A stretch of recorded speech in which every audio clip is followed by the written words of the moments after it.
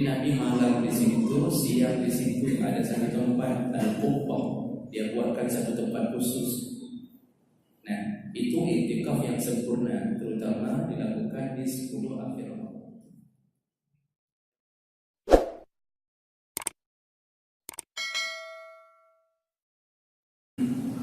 Assalamualaikum warahmatullahi wabarakatuh. Alhamdulillahirabbil alamin wa bihi nasta'in 'ala umuri din. Asyhadu an la ilaha illallah wahdahu la syarika lahu wa asyhadu anna Muhammadan 'abduhu wa rasuluhu. Allahumma shalli wa sallim 'ala nabiyyina wa sayyidina Mustafa Muhammadin wa 'ala alihi wa sahbihi ajma'in. Amma ba'd.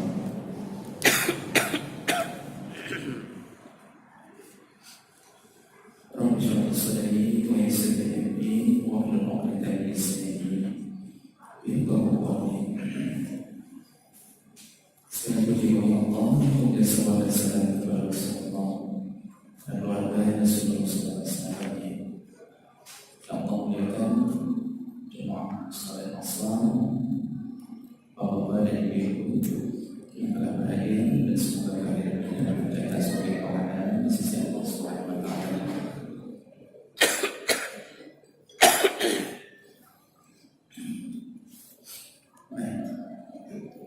Setelah minggu yang lalu kita membahas tentang masalah adab dalam berserikat. InsyaAllah hari ini kita akan membahas tentang adab dalam beriktikaf.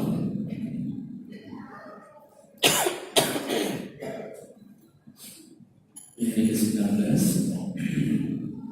InsyaAllah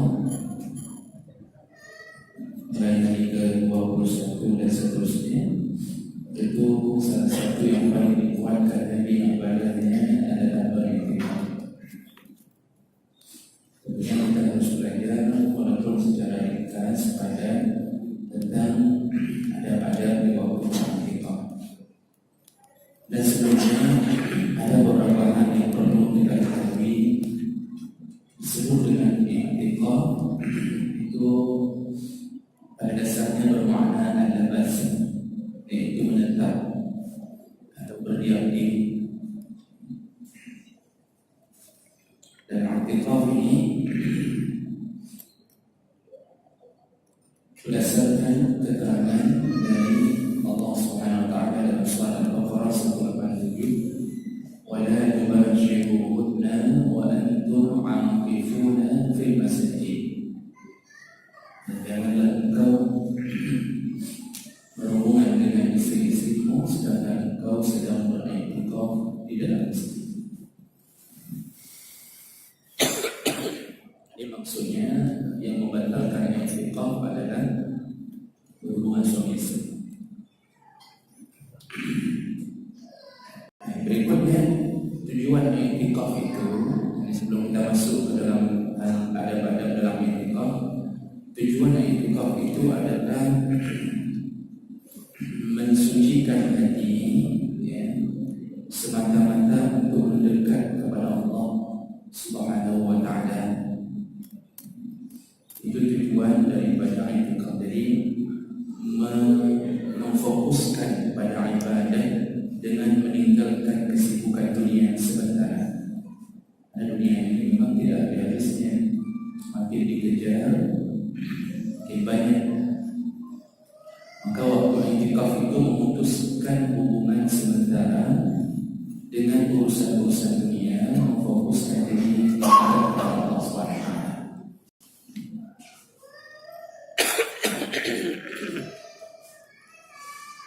Kapan seseorang batasan waktu yang disebut dengan iktikaf? Kita ambil pendapat mazhab Syafi'i. Iktikaf itu baru disebut iktikaf sekurang-kurang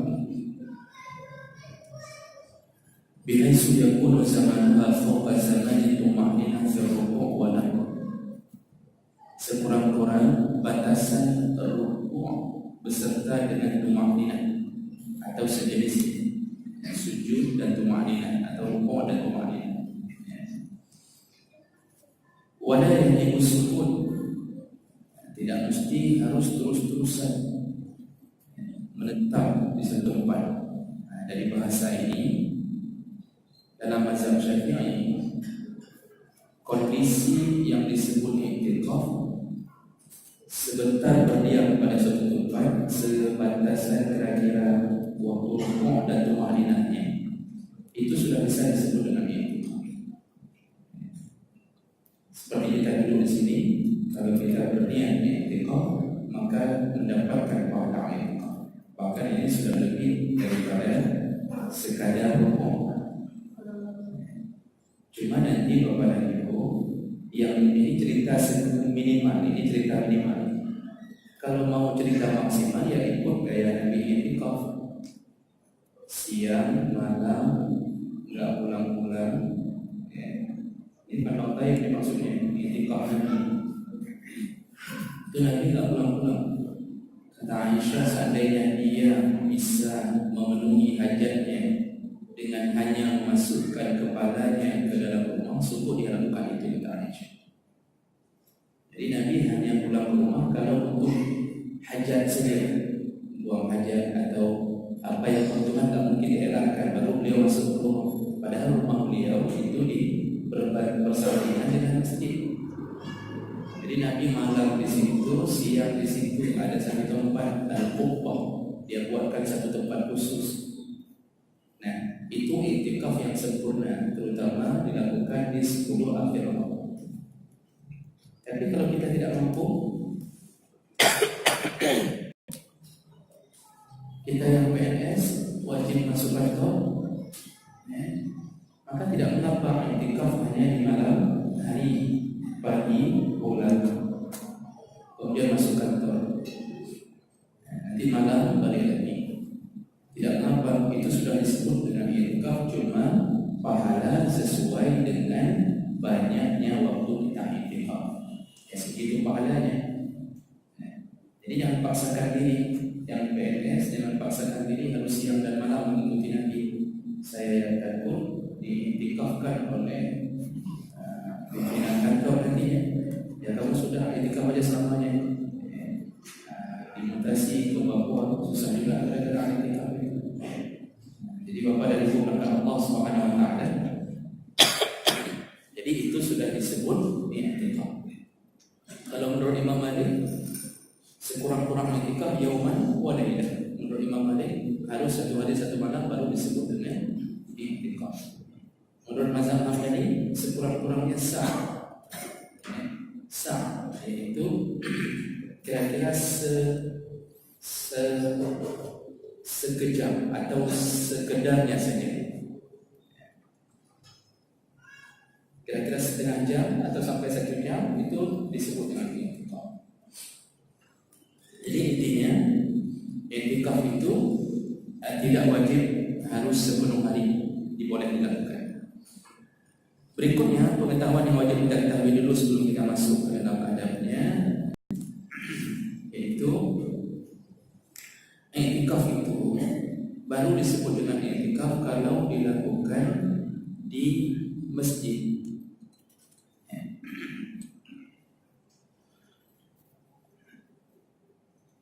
Dalam mazhab Syafi'i disebutkan, ini dalam kitab Mu'nil Mu'tad Majmu', dalam kitab Mu'nil Mu'tad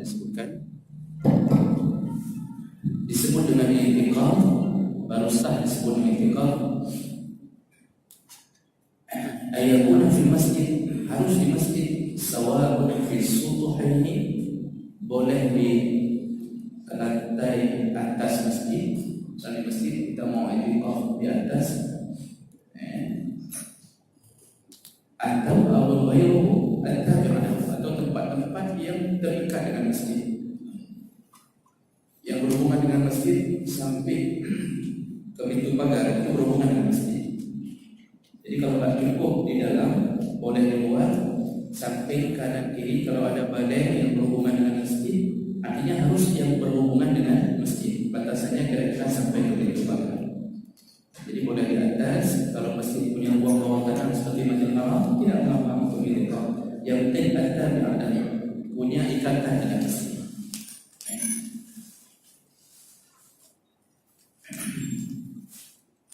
wal jami' aula bil i'tikaf fihi min ghairiha. I'tikaf di masjid jami' lebih utama daripada di masjid yang lain. Gitu ya. Jadi Imam Syafi'i yang tulis ni, i'tikaf di masjid jami' lebih utama daripada i'tikaf di masjid yang lain. Ini nanti jangan sampai Bapak dan Ibu pikir kalau di masjid lain saya akan bilang nama masjid lain. Tidak. Memang begitu ditulis di masjid jami' lebih utama. Cuma pahami dulu, ini jami' ini apa? Yang disebut dengan masjid jami', masjid yang didirikan Jumat di dalamnya. Jadi bukan nama masjid, Pak. Jadi jangan kecewa nih penelitian masjid jami'. Bukan nama masjid. Masjid, kalau masjid biasa disebut dengan masjid, jamak daripada masjid. Tapi pengkhususan para ulama menyebutkan masjid yang ada Jumat di dalamnya itu disebut masjid jami'. Jadi apapun masjid Islami, Baitur Rahman semuanya itu masjid jami' yang ada Jumat di dalamnya. Itu lebih utama untuk melakukan i'tikaf. Walaupun di masjid-masjid yang kecil-kecil yang tidak ada Jumat dibolehkan. Nah, di sini harus paham dulu, selain masjid jami' itu disebut masjid biasa. Ciri-cirinya ada imam yang ditunjuk atau ditentukan, ada muazzin, ada salat 5 waktu. Jadi bukan model musalla yang siapa lewat dia salat, enggak ada imam. Contoh musalla di mal-mal atau di kantor-kantor, ada subuh, tidak ada subuh, zuhur ada, asar ada, maghrib enggak ada orang, isya enggak ada orang. Itu enggak bisa disebut masjid. Jadi yang disebut masjid ada imam yang ditunjuk, ada muazzin yang ditunjuk seperti Rasulullah menunjuk Bilal dan Ummi Maktum. Kemudian ada salat 5 waktu dan itu rutin dilakukan. Itu masjid walaupun bukan masjid jami', karena enggak boleh dalam satu kampung itu ada 2 masjid jami' kecuali terpaksa. Maksud terpaksa ada kendala, contoh enggak muat dalam satu masjid, maka butuh satu masjid lagi. Itu baru boleh ta'addud masjid. Cuma dalam mazhab Syafi'i, siapa yang imamnya salat duluan, takbir duluan kalau hari Jumat, dia yang sah. Sedangkan yang terlambat takbir, salat Jumatnya tidak sah, tapi bisa digantikan dengan i'adah tuh. Itu hanya di dalam mazhab Syafi'i. Jadi jemaah berkat Allah Subhanahu wa taala. Jadi menasah-nasah kita itu di kampung-kampung, walaupun tidak ada Jumat, bolehkah i'tikaf di dalamnya? Boleh. Itu disebut masjid. Kita, bahasa kita menyebut menasah. Kita mengambil dari bahasa madrasah. Orang Aceh ini tidak suka meribut-ribut gitu. Jadi kalau Ismail langsung nanti Yusuf so itu Yusuf. Jadi orang Aceh ini mau singkat pada dulu disebut madrasah. Karena penyebutannya agak melibat-libat, makanya disebut menasah. Mudah menasah. Dayah itu dari bahasa zawiyah, artinya sudut-sudut masjid. Zawiyah. Mau menyebut zawiyah, mau masuk zawiyah mana susah. Maka orang Aceh langsung dihambunya dengan dayah. Oh, kena dapat dayah. Itu zawiyah, di sudut-sudut masjid artinya. Jadi jemaah Allah boleh i'tikaf di menasah-menasah yang ada salat 5 waktu, ada imam ditunjuk, ada muazzin yang ditunjuk, peraturan salatnya. Cuma dalam mazhab Syafi'i disebut lebih utama i'tikaf di masjid jami' yang ada salat Jumat di dalamnya. Jadi hampir semua mazhab, baik mazhab Malik, Hanafi dan Hambali, itu mensyaratkan dia harus dilakukan di masjid. Tidak disebut i'tikaf kecuali dilakukan di masjid. Jadi jangan ada rencana untuk i'tikaf di lantai 2 rumah kita sendiri. Walaupun kita melakukan niatnya i'tikaf, tetapi tidak disebut i'tikaf. Nah, bagi perempuan bagaimana? Perempuan boleh i'tikaf selama 10 akhir Ramadan, dibolehkan. Dan perempuan masa Nabi pun beriktikaf. Dalam hadis disebutkan Aisyah meminta Nabi agar diizinkan menemani Nabi untuk beriktikaf, dan Nabi mengizinkannya. Dalam hadis lain Aisyah mengatakan setelah Nabi meninggal, kami menyambung, artinya kami meneruskan gaya Nabi, yaitu beriktikaf selama Ramadan, selama 10 akhir Ramadan, dan mereka melakukannya di masjid. Cuma disebutkan bahwa kalau perempuan yang iktikaf itu sebaiknya ada sesuatu yang yastatir laha. Enggak boleh perempuan iktikaf di masjid kecuali tertutup. Arti tertutup harus ada tempat khusus. Kalaupun dalam masjid ini tabing ini harus menjadi pembatas antara laki-laki dan perempuan. Enggak boleh perempuan iktikaf dalam keadaan terbuka. Dia harus punya penutup yang memisahkan dia dengan laki-laki. Jadi dibolehkan. Karena urusannya adalah urusan supaya tidak menimbulkan fitnah.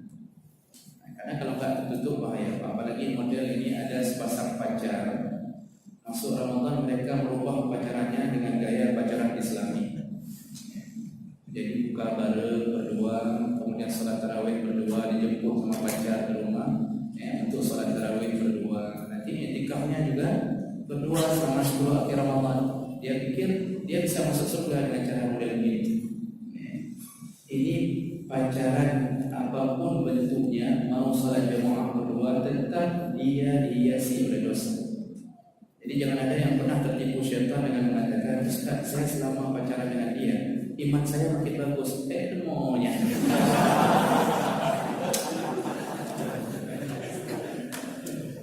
Itu ada yang bilang begitu, Ustaz, selama saya pacaran sama dia, iman saya makin bagus, saya sanggup salat haji. Itu kan syaitan yang membuat kita sanggup berbunga-bunga, kita kirim SMS, di bangun salat tahajud, dia sana jawab, udah bang, adik udah bangun, padahal dua-duanya tidur kembali itu bang. Jadi tidak benar itu. Itu maksiat tidak bisa menjadi dasar daripada sebuah ibadah. Sama orang bersedekah dengan harta haram, tidak bisa harta haram menjadikan sedekah itu berpahala. Begitu juga pacaran itu tidak bisa menyebabkan amalan mereka berdua menjadi berpahala, karena mereka berdiri di atas standar maksiat. Jadi jawab Allah SWT sama seperti mencuri, pakai kain sarung dari hasil dicuri, salat tarawih, masya Allah rajinnya. Tapi kain sarungnya bekasan yang punya dia curi, apa hukumnya? Salatnya sah tapi tidak berpahala. Itu sepakatan orang. Kenapa? Ibadah yang baik selalu berdiri di atas amalan yang baik, sumber yang baik. Jadi orang yang dapat bunga dari bank lalu nyumbang ke masjid, itu tidak berpahala, tidak ada pahalanya, bahkan bisa menyebabkan dosa kalau dia sengajakan. Dan masjid kalau tahu itu bunga, kalau tahu itu uang itu haram, maka wajib ditolak, kecuali dia tidak tahu. Tapi panitia pun tak perlu menyelidiki terlalu jauh, kecuali dia tahu orangnya memang suka makan haram. Baik. Jadi hukum i'tikaf itu sunnah muakkad, terutama di 10 akhir Ramadan. I'tikaf itu boleh dilakukan kapanpun. Jadi i'tikaf pun kemudian dibagi dua. Ada i'tikaf wajib, ada i'tikaf sunnah. I'tikaf wajib, i'tikaf yang sudah dinazarkan. Ya Pak Ibu, ada orang bernazar, kalau saya dapat anak perempuan, maka saya akan i'tikaf di masjid 10 hari misalnya. Itu i'tikaf, itu i'tikaf wajib. Berbeda dengan i'tikaf sunnah yang dia tidak berniat nazar, dia bisa lakukan kapanpun. Hari Jumat Bapak datang lebih cepat, lalu langsung niat i'tikaf, boleh dapat pahala tambahan i'tikaf. Tapi kalau i'tikaf wajib itu nggak boleh sembarangan. Dia betul-betul tidak boleh keluar dari masjid selama 10 hari. Tidak boleh keluar, kecuali betul-betul hajatnya dia harus tumpahkan keluar masjid. Contoh harus ke WC, mandi pun harus di kamar mandi masjid. Tidak boleh pulang. Lalu tidak boleh mengunjungi jenazah. Kalau i'tikaf wajib, tidak boleh mengunjungi jenazah dan juga tidak boleh mengunjungi orang sakit. Dia harus tunaikan 10 hari di masjid. Kalau dia batalkan, misalnya dia tiba-tiba keluar tanpa ada hajat yang betul-betul perlu, maka batallah i'tikafnya, dia harus ulang i'tikaf.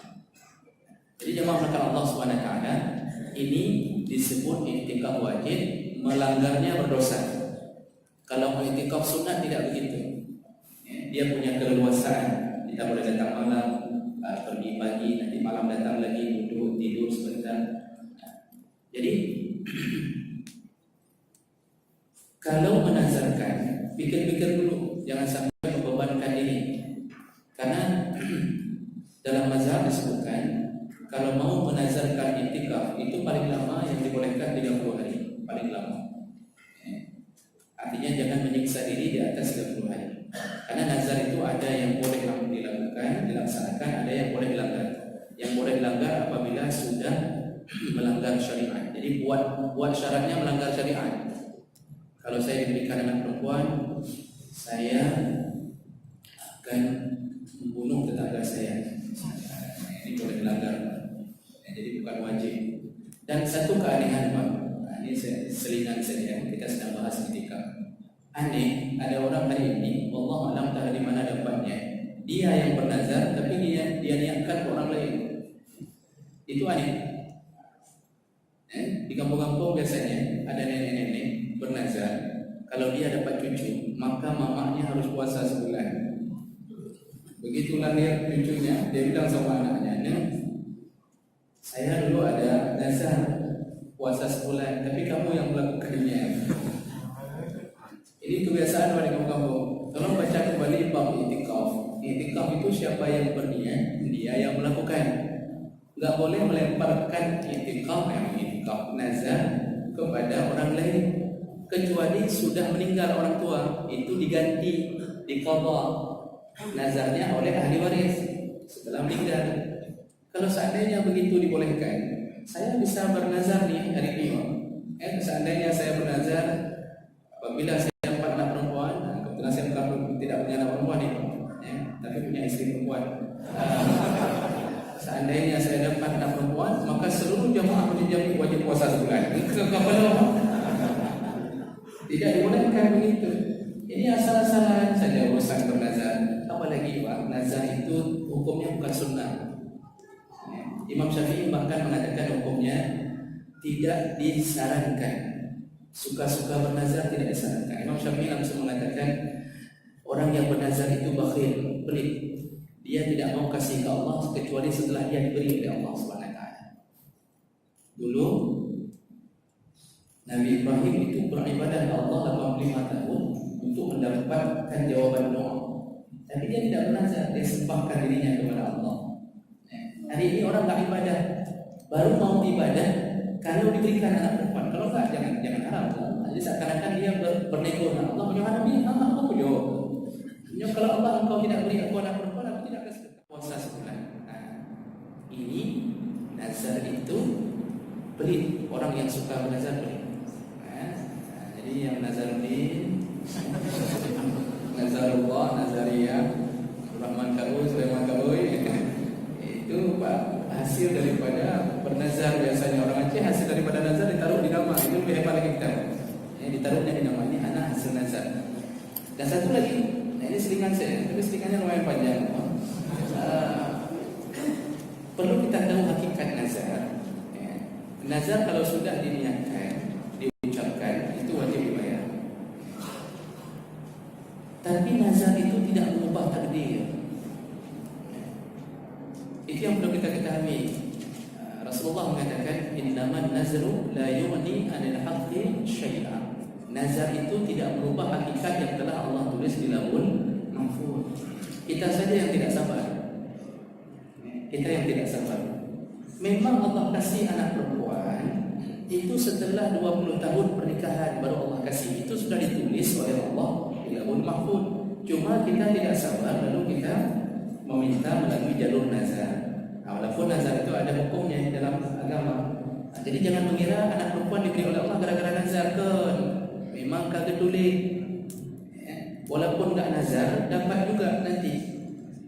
Jadi makanya jangan, tidak usah sering-sering bernazar. Seringlah beribadah kepada Allah, kemudian berdoa kepada Allah. Allah beri karena doa kita, jangan Allah beri karena negosiasi kita dengan Allah Subhanahu wa taala. Baik. Jadi iktikaf itu baru wajib kalau dinazarkan. Berikutnya, iktikaf itu baru diterima oleh Allah ada syarat. Enggak bisa sembarangan iktikaf. Apa syaratnya? Yang pertama Islam. Harus orang Islam. Orang kafir mau iktikaf berapapun lamanya tidak sah. Kemudian al-aqlu aw at-tamyiz, berakal. Orang gila iktikaf tidak diterima Allah, walaupun banyak orang gila yang iktikaf daripada orang sehat. Orang gila itu tidur di masjid, hari-hari dia tidur di rumah, tapi dia tidak dianggap orang iktikaf karena tidak berakal. Kemudian untuk anak-anak, ukuran yang diterima dianggap boleh beriktikaf adalah mumayyiz at-tamyiz. Mumayyiz itu belum balik tapi sudah tahu membedakan halal haram. Kalau umur kira-kira di antara 7 tahun ke atas itu mumayyiz, walaupun belum balik.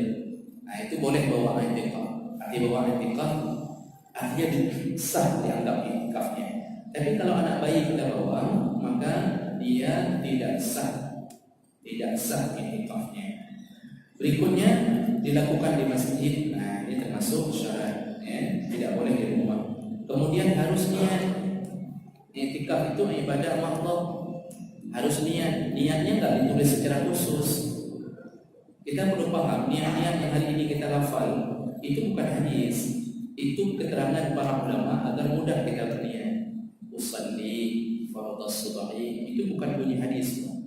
Itu ulama menulis supaya kita tidak bingung. Jangan sampai beda-beda semuanya orang berniat. Akan diseragamkan. Nawaitu sauma ghadin. Itu yang tulis ulama bukan hadis. Ya. Supaya kita mudah berniat, tidak bingung-bingung lagi cara berniat. Begitu juga iktikaf. Iktikaf itu tak ditulis niat khusus, ya. Sengaja aku iktikaf karena Allah Taala sudah cukup. Ya. Sudah cukup, itu sudah masuk ke dalam niat iktikaf. Dan satu lagi, terjadi perbedaan pendapat para ulama menentukan posisi niat. Dalam mazhab Syafi'i niat itu adalah rukun, harus berbarengan dengan perbuatan.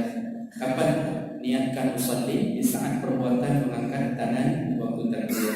Nah, waktu takbir niatkan di sini, bukan lafaz. Lafaz tidak sah. Dalam Majmu' Syarah Muhazzab disebutkan oleh Imam Nawawi, oleh lafaz sebelum angkat tangan. Sebelum angkat tangan, nawaitu shauma ghadin, bukan nawaitu shauma ghadin. Usalli fardhas subhi itu sebelum dibersihkan, oleh tujuannya untuk melancarkan waktu naik tangan ini. Sebab kalau enggak dilafazkan lebih dahulu, bagi sebagian orang itu masya Allah lamanya berniat. Allah bingung dia, bingung terus banyak jatuh nih karena salah-salah niatnya di dalam. Nah, maka dibolehkan melafaz sebelum itu. Tapi kalau sudah angkat tangan itu bermain di sini. Enggak boleh kita Allah salli Allah itu langsung tidak sah salatnya. Tidak sah. Dan itu di dalam mazhab Syafi'i. Dalam mazhab lain, niat itu bukan rukun, niat itu dimasukkan ke syarat. Apa bedanya? Syarat di luar rukun. Rukun bahagian dari internal ibadah, syarat eksternal ibadah. Ada orang dari rumah sudah pakai kain sarung, pakai baju koko, pakai peci. Dari rumah sudah berwudu, ditanya orang mana aja. Dijawab sama dia, kami kirinkah kain penunjang mana? Anak kami pakai ini, kata dia. Enggak, ya saya pakai ini.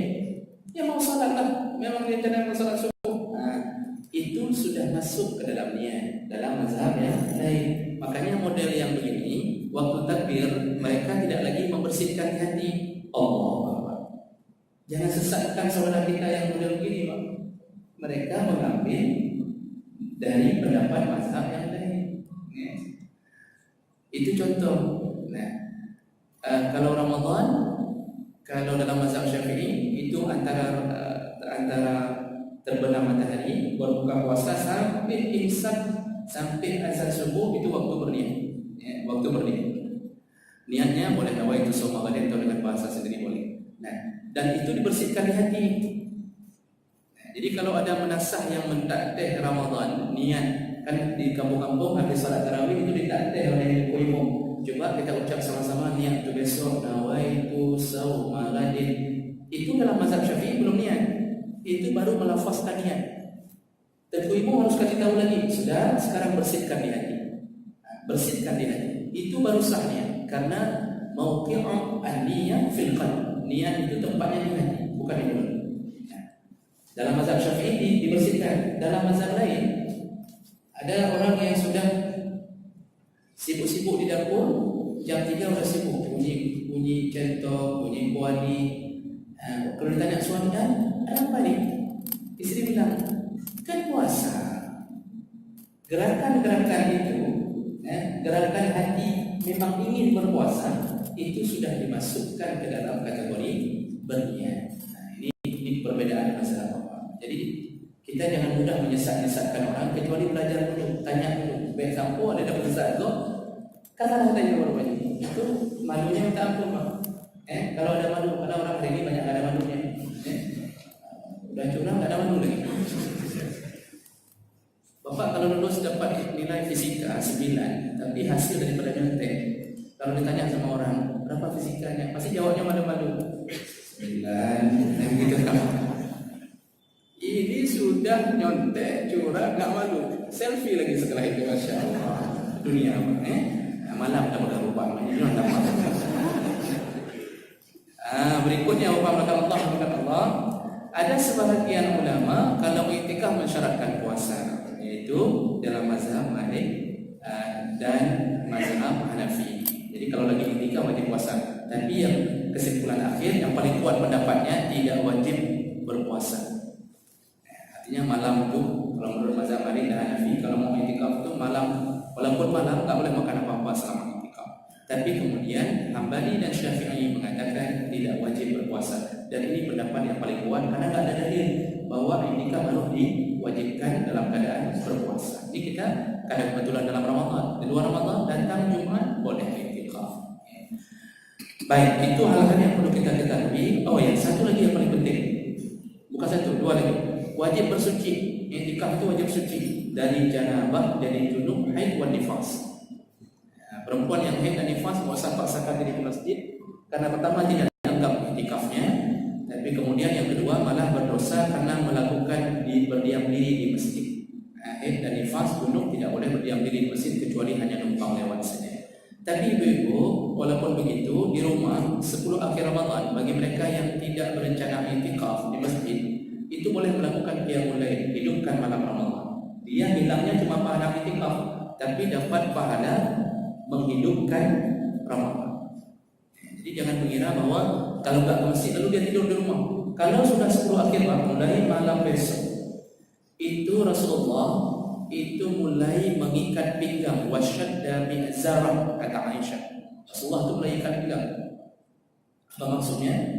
Bukan mencari tali pinggang, ikat pinggang. Tapi Rasulullah tidak menidurkan kembali lambungnya. Dia enggak banyak tidur lagi. Paling dia habis tarawih, dia pun kalau bisa tidur sebentar, kemudian mulai dari tengah malam itu sampai subuh beliau enggak tidur lagi. Maka jangan banyak tidur mulai malam besok. Kalau mau tidur dan tidurlah nanti malam sebanyak-banyaknya. Setelah itu jangan banyak lagi tidur. Wa ayqadha ahlah, kata Aisyah. Rasulullah bukan hanya salat sendiri saja, dia bangunkan keluarganya. Jadi mulai malam besok bangunkan keluarga. Jam 12 bangunkan sebentar. Kalau mau tidur di atas sajadah. Nanti jam 2 tahajud. Kemudian baca Quran lagi sampai jam 3. Mau tidur sebentar. Kemudian bangunkan lagi. Jadi berjuang bersama-sama. Memang paling enak di masjid karena keberkahan masjid beda. Kalau di masjid ada. Karena misal kita di sudut sana, duduk tidur sebentar di atas sajadah, itu 1 jam terbangun sendiri. Keberkahan masjid. Kalau di rumah rencananya 1 jam, begitu bangun sudah siang. Jadi selama 21 Ramadan itu sampai habis kita tak pernah sahur lagi. Kenapa? Lebih hebat lagi tidurnya. Karena rumah berbeda dengan masjid. Ini rumah Allah. Allah membangunkan orang-orang yang berniat. Nah, untuk apa kita berniat? Untuk apa kita berniat? Iktikaf selama 10 akhir, terutama karena ada satu malam yang kita kejar, dan malam itu tidak ada kecuali harus menunggu setahun yang akan datang, yaitu malam Lailatul Qadar. Ini yang kita kejar. Dan malam itu kata Rasulullah, carilah di 10 akhir Ramadan dalam hadis. Carilah di 10 akhir Ramadan. Nah, dan Lailatul Qadar ini bisa terjadi mulai dari habis maghrib. Jadi orang-orang yang berdapat bertarawih di malam itu juga bisa dapat. Tetapi hadis-hadis menguatkan yang paling kuat amalannya adalah sepertiga malam terakhir. Karena Allah malaikat turun. Bahkan waktu di dalam tafsir surat Al-Qadar disebut Al-Qadar, salah satu makna qadrun adalah sempit. Kenapa disebut malam yang sempit? Karena semua malaikat Allah turunkan sehingga dunia seakan-akan sempit, tidak sanggup menampung malaikat. Dan qadar itu, malam qadar itu yang dicari adalah orang yang mencari. Itu yang tolong digarisbawahi. Malam qadar mencari orang yang mencari malam Lailatul Qadar. Jadi malaikat mencatat yang mencarinya. Maksud yang mencarinya, dia berjuang untuk mendapatkannya. Dia duduk di masjid. Walaupun kita iktikaf, tiba-tiba banyak tertidur di masjid, tapi kita sudah niat iktikaf, maka dia dapat al-qadar. Dia berjuang dari rumahnya keluar. Ada orang yang sedang nonton bola. Pas malam itu malam Lailatul Qadar. Apakah orang yang nonton bola ini mendapatkan pahala seperti nonton bola 1000 bulan? Tidak. Dia tidak dapat walaupun dia terbelut di malam itu. Kenapa? Dia tidak berusaha mencari dengan ibadah-ibadah yang disuruh oleh Allah. Jadi tak mesti salat, baca Quran, berzikir, tak sibuk lagi tertidur. Pas tertidur itu rupanya malam itu Lailatul Qadar. Kita sudah berusaha, sudah lelah, maka kita bisa didapatkan daripada orang-orang yang mendapatkan Lailatul Qadar. Jadi Lailatul Qadar itu tak ada ciri-ciri khusus malamnya. Cuma ada sahabat mengatakan hening, sunyi, tidak ada suara yang kira-kira membuat ribut. Kemudian paginya matahari terbit dalam keadaan malas-malasan, keterangan daripada beberapa sahabat. Kalau seandainya Bapak dengar cerita waktu kami di Dayah dulu, itu diceritakan kalau malam itu kalau kita kencing sambut peci di pohon, cabang pohon kita sambut peci, waktu cebok, habis cebok ada lagi peci, rupanya pohon itu dah naik lagi. Rupanya tadi pohon itu sujud gara-gara Lailatul Qadar. Itu cerita itu Pak, cerita kemangat-mangat ya. Jadi ceritanya cerita memperindah suasana saja. Jadi tidak ditandai dengan sujudnya pohon. Silakan Bapak keluar 10 terakhir malam Ramadan. Tiap malam Bapak boleh keluar hutan. Ciri ini apa kayak yang sujud? Tidak ada. Itu cerita kemangat. Dia ciri-cirinya tidak ada yang ketahui sebenarnya. Baik, yang terakhir. Yang bahagian yang disebut sah i'tikaf harus suci. Yang terakhir bagi istri. Ini tolong sampaikan ke istri. Yang bagi punya istri sampaikan ke istri. Yang punya pacar tidak perlu sampaikan ke pacar. Kalau istri yang i'tikaf, syaratnya adalah iznuz zauji li zaujatihi. Dia wajib minta izin kepada suami. Dan ini disepakati oleh semua ulama mazhab, tidak sah istri i'tikaf kecuali dengan izin suami. Tidak sah. Jadi jangan coba-coba lari mana istri, suami pulang, ada istri rumah. Telepon, Pak drone di masjid, hidupkan rumah i'tikaf, mana lagi drone di rumah. Katanya. Ngejek lagi suaminya. Ini Pak, istri ini tidak sah i'tikafnya. Puasa sunnah tak sah istri puasa sunnah kecuali dengan izin suami. I'tikaf juga begitu, tidak sah kecuali dengan izin suami. Kenapa? I'tikaf ini sunnah, izin suami wajib. Kenapa juga harus minta izin suami? Karena kadang-kadang suami membutuhkan istri.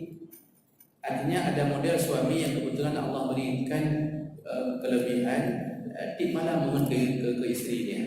Contohnya, ada 1-2 yang begitu Bapak, 1-2 biasanya. Lalu dia bilang, jangan i'tikaf, saya membutuhkan. Di situ wajib melayani suami, wajib melayani suami, dan pahala melayani suami lebih besar daripada pahala i'tikaf. Jadi ada istri lari i'tikaf, padahal suaminya lebih besar. Surga itu ada di telapak kaki suami. Bagi seorang istri, selama suaminya adalah orang yang taat kepada Allah. Jadi kalau suami itu seru-seru, tidak ada surga itu. Jadi Bapak dan Ibu melakukan Allah, jangan salah-salah paham. Istri wajib minta izin. Suami kalau lihat istri memang tidak menimbulkan fitnah, artinya ya silakan izinkan. Boleh dengan kehadiran suami, boleh tidak dengan kehadiran suami. Karena dulu istri Nabi waktu sudah meninggal Nabi, mereka beriktikaf Jadi nggak mesti harus ditemani oleh suami, tapi jangan menimbulkan fitnah. Pembahasan terakhir kita 5 menit. Yang tadi itu Pak semuanya bukan 5, kita belum mulai ini. 5 menit terakhir ini baru kita mulai. Baru kemudian ada orang yang beriktikaf. Selama iktikaf apa saja yang harus dilakukan? Singkat padat saja dicatat dalam kitab-kitab. Yang pertama, yustahabbu lil mu'taqid at-tashaghul 'ala qadri istita'atihi wa al-'arab bis-salat. Disunnahkan selama iktikaf sibukkan diri untuk melakukan salat-salat sunnah. Duha habis salat subuh. Kalau orang yang model ambil iktikaf seperti Nabi enggak keluar-keluar, itu habis salat subuh jangan pindah-pindah Pak dari tempat salat. Dengar tausiah. Pertama salat subuh, dengar tausiah, kemudian ambil Quran. Jangan keluar-keluar dari masjid. Lalu begitu matahari sudah naik, yaitu 20 menit setelah matahari terbit, salat 2 rakaat. Salat ini berada di awal waktu duha, tetapi bukan salat duha, tapi mengawali menutup paket dari subuh. Syaratnya jangan pindah-pindah, jangan keluar-keluar masjid habis dengar tausiah, kemudian ambil Quran baca sampai matahari terbit. 20 menit setelah matahari terbit, tutup amalan itu dengan salat 2 rakaat. Langsung hari itu dia dapat pahala melakukan haji dan umrah. Tammah kata Rasulullah. Sempurna. Syaratnya harus ada paket. Apa paketnya? Salat subuh berjamaah. Man shallal ghadat fi jama'atin kata Rasulullah. Yang salat subuh berjamaah, kemudian setelah salat dia tidak bubar, dia tidak pergi ke mana-mana, yang qaudu dia duduk di tempat dia salat. Geser-geser sikit tak apa. Jangan sampai nanti mau dengar tausiah tak geser sikit pun. Ambil Quran, suruh orang baca Quran. Kata orang sampai, saya pun kayak kamu enggak boleh geser-geser. Karena socok Quran. Teriak-teriaklah kita kau nak baca Quran, dia akan baca Quran. Ya begitu. Geser-geser sikit. Yang penting jangan keluar dari masjid, jangan keluar dari masjid. Ambil Quran duduk lagi di situ. Nah, dia berzikir, capek baca Quran berzikir, istighfar, atau berbicara ilmu, majlis ilmu tidak mengapa. Tunggu matahari terbit.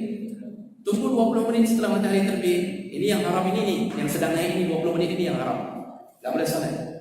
Kalau sekarang syuruk apa dulu saya kira syuruk 6.15 atau 6.20 ya.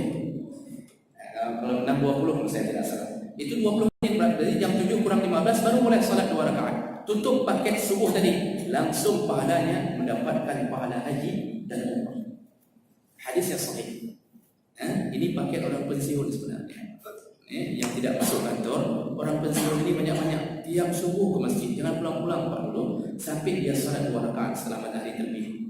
Nah, jadi Bapak dan Allah, pahalanya besar sekali. Kenapa besar? Karena susah melakukannya, Pak. Teorinya enak dengarnya. Oh benar, saya kok enggak dengar? Tak boleh pahala seperti haji dan umrah. Memang ada. Coba tinggal mampu banyak orang tidak mampu. Di masjid-masjid yang bertahan 1, 2 orang di bawah 5 jari yang sanggup tahan, selain itu tidak sanggup tahan. Punggungnya ditut, lama sekali dia tunggu lagi. Yang 7 kurang 15, dia pun dia pun kira ke, juga dia. Begitu Pak. Teorinya enak, lakukan kalau bisa. Nah, karena susahnya pahalanya besar sekali, seperti pahala haji dan umrah. Itu pahala seperti haji dan umrah, bukan bermakna setelah itu Bapak langsung buat tasyakuran, saya sudah haji. Pahalanya seperti pahala haji dan umrah. Kalau mau dapat titel haji dulu Pak, itu lebih besar lagi pahalanya.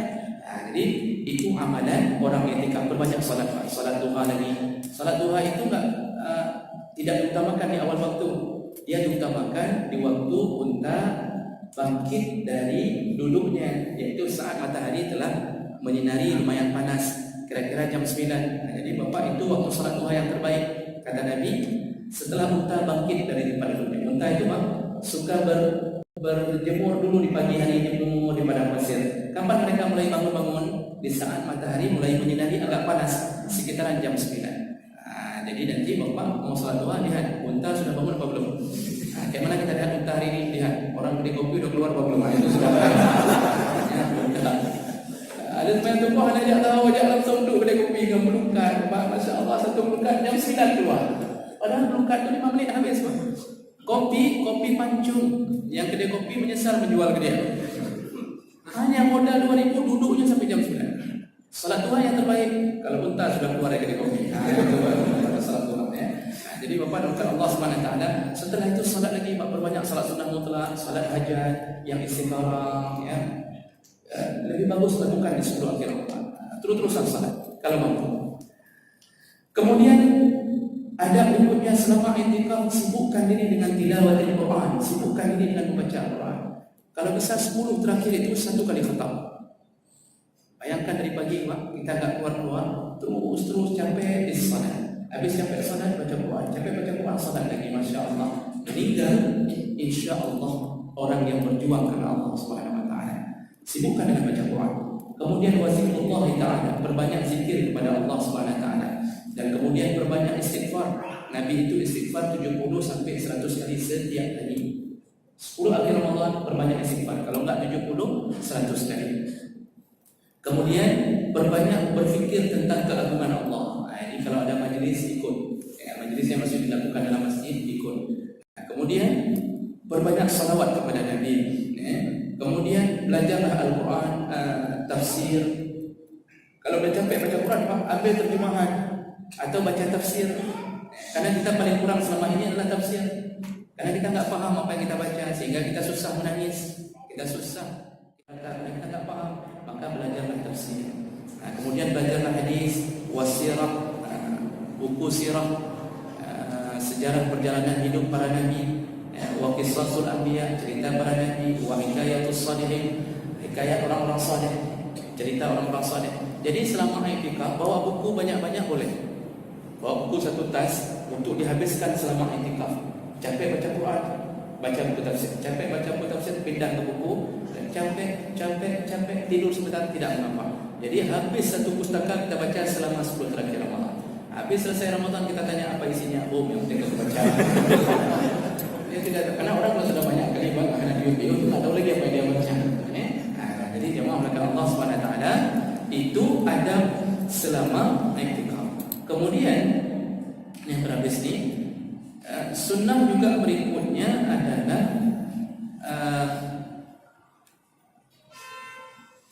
dia masuk i'tikaf itu paling baik. Ada 2 pendapat. Ada yang mengatakan hari ke-21 Ramadan setelah ba'dal fajar, setelah salat subuh masuk i'tikaf pertama. Tapi pendapat yang lebih kuat adalah sebelum terbenamnya matahari di hari yang ke-20, mau masuk malamnya ke-21. Jadi buka puasa malam ke-21 itu sudah berada di masjid. Itu pendapat yang lebih utama di kalangan para ulama. Karena begitu habis maghrib sudah dihitung 1 hari ke depan. Keluarnya kapan? Disunnahkan kalau bisa keluarnya setelah salat Id.